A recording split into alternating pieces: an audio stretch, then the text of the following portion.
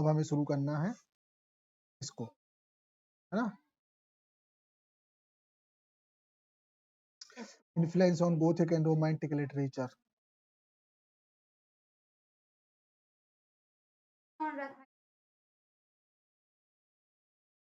हाँ, Gothic work तो घल दिया जानू, गोथिक वर्क समझ गई। अरे भूत प्रेत वाले, भूत प्रेत का कार्यक्रम होता है जिनमें कहानियां भूत प्रेतों की होती हैं, उसको गोथिक लिटरेचर बोलते हैं। अरे हॉरर फिल्में देखी हैं, वे सब गोथिक लिटरेचर कोई हिस्सा है, शायद तो समझ लो, है ना। रोमांटिक तो जानते ही हो, सोम्बर, नहीं वो नहीं है, ये सोम्बरे है। Okay, the sombre and the introspective, आत्मविश्लेषी। नेचर ऑफ ग्रेवयार्ड पोइट, मतलब जो ग्रेवयार्ड पोइट्स थे इनमें दो नेचर थे, एक तो निराशावादी थे, है ना, और आत्मविश्लेषी मतलब मन को टटोलने वाले संतों जैसे। Prove to be foundation influence on subsequent literary movement shaping both the thrilling narrative of Gothic fiction and the emotional landscape। सरल भाषा में कहें, निराशावादी थे, जीवन से दूर हो जाने वाली स्थिति। दूसरी इंट्रोस्पेक्टिव नेचर मतलब वही हाँ आत्मविश्लेषी नेचर। तो ये दोनों भावना रखने के साथ साथ मतलब इन दोनों भावनाओं के साथ इनने क्या किया, लिटरेचर को एक वो दिया, शेप दिया, है ना। और इनका जो नरेटिव था वो था थ्रिलिंग नरेटिव, मतलब कहानी को इंटरेस्टिंग बनाना। ठीक, अच्छा, इमोशनल लैंडस्केप तैयार किया, किसका, रोमांटिसिज्म का, मतलब रोमांटिक मूवमेंट को का बैकग्राउंड इन्होंने तैयार किया। ठीक, अच्छा, क्वेश्चन यहां से आता है, यहां से आता है क्वेश्चन। ग्रेवयार्ड पोएट, ध्यान से सुनना, रोमांटिक से पहले थे या उसके बाद थे? गाड़ी यहाँ फंसती है, पढ़ना। हम्म,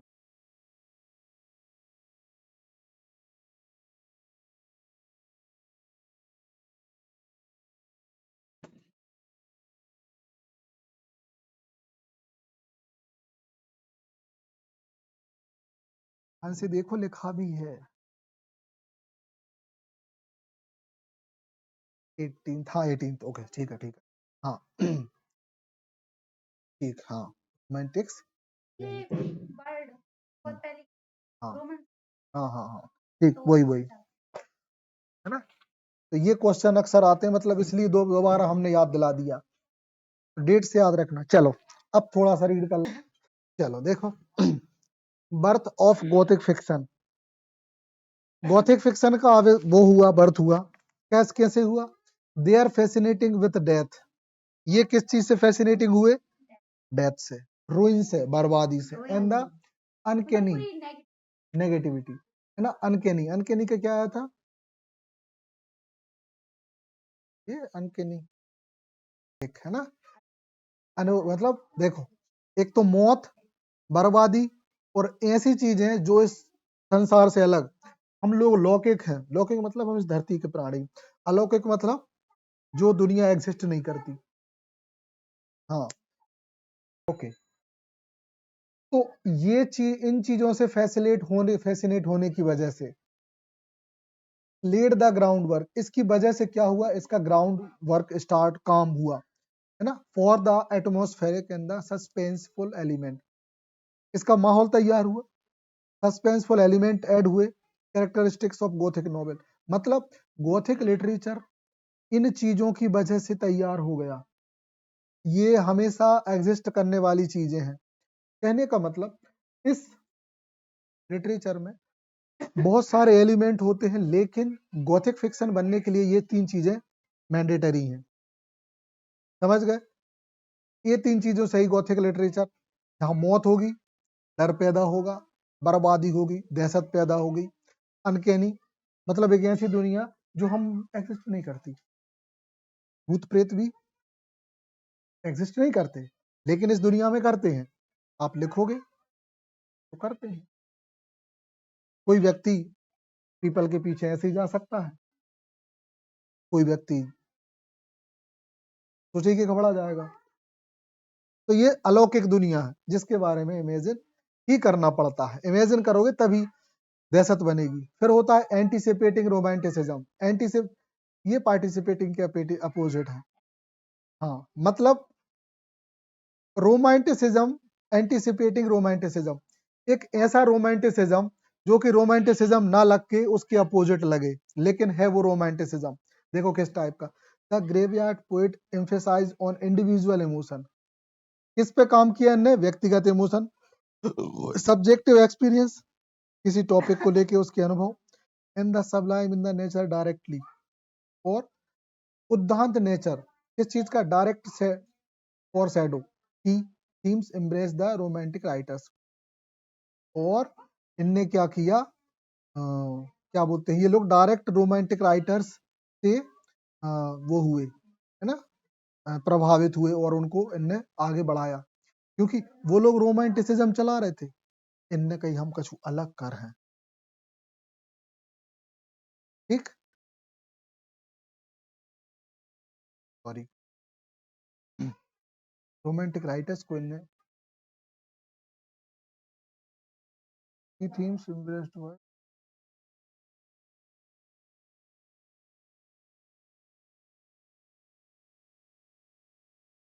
हाँ, रोमांटिक राइटर से ये लोग प्रभावित हुए, है ना। इनके जो वर्क थे ये रोमांटिक राइटर से प्रभावित हुए। बार बार कंफ्यूज हो जाते हैं, ऐसे ही क्वेश्चन करते हैं, दिमाग खराब। फ्यूचर में अगर भूल गए ना तुम डेट।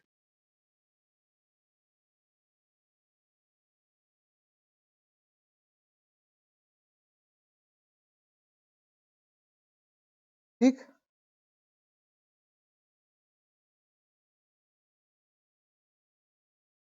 इकोज इन लेटर वर्क, बाद के वर्क के लिए इनने एक माहौल बनाया। इकोज है ना, मतलब गुंजायमान, गुंजित होना। Prominent romantic poets like Samuel Taylor Coleridge and John Keats often echoes the meditate, melancholic, and the evocating imagery bound in works the graveyard poet enriching the own poetic experience. ये लोग बाहर निकलो। चलो, इंग्लैंड के बाहर इनकी प्रसिद्धि, है ना, और इकोज मतलब वही होता है कि इनका, हाँ, गुंजित होना, है ना, इनकी प्रसिद्धि, इनके प्रसिद्धि होना। The impact of graveyard poet extended to the beyond, सही है। सोर द इंग्लैंड, है ना, सोर्स मतलब उसके किनारों पे, इंग्लैंड के आसपास। Influence the poetry conscience to shape the artistic expression across the various medium। हाँ, बहुत सारे तरीकों से गोथिक लिटरेचर, ये जो ग्रेवयार्ड पोइट के वर्क थे, ये इंग्लैंड से बाहर गए। अच्छा, अब कुछ नाम देख लो और। American poet William Cullen Bryant, Thanatopsis, इनका एक वर्क है ना, Thanatopsis, powerful reflect the graveyard theme. ये काम का जरूरी है हमें। विलियम कोलन ब्रयांट, है ना, थानाटॉप्सिस का एक वर्क है। तो विलियम कोलन ब्रयांट का थैनाटॉप्सिस वर्क याद रखना, ये एक इंपॉर्टेंट रोल प्ले करता था इस प्रकार के लिटरेचर में, और वो भी कहाँ? इंग्लैंड से बाहर, कहाँ? अमेरिका में। इनकी थीम क्या थी? Life and death, demonstrate the traditional international reach. ठीक, इनने भी लाइफ और डेथ पे लिखा। लाइफ और डेथ के किस चीज पे? जीवन मरण के चक्कर पे। फिर था the rich tradition influence by a myriad of 19th and 20th century writers who dealt the complexities of morality, supernatural and the human psyche। मतलब इन लोगों ने ही, इस सेंचुरी के लोगों ने इन थीम्स को और आगे बढ़ाया।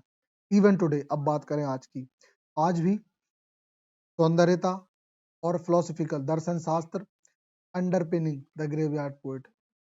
आज भी ये लोग, इस प्रकार की थीम वाले लोग, इनको अंडरपिन करते हैं, मतलब ग्रेवयार्ड पोएट के वर्क को रिकॉग्नाइज करते हैं। Continue to inspiring Gothic sensibility, मतलब आज भी इनने जो काम किया उसको ये लोग रिकॉग्नाइज करते हैं, मानते हैं और अपने वर्क में इम्पोर्टेंसी देते हैं।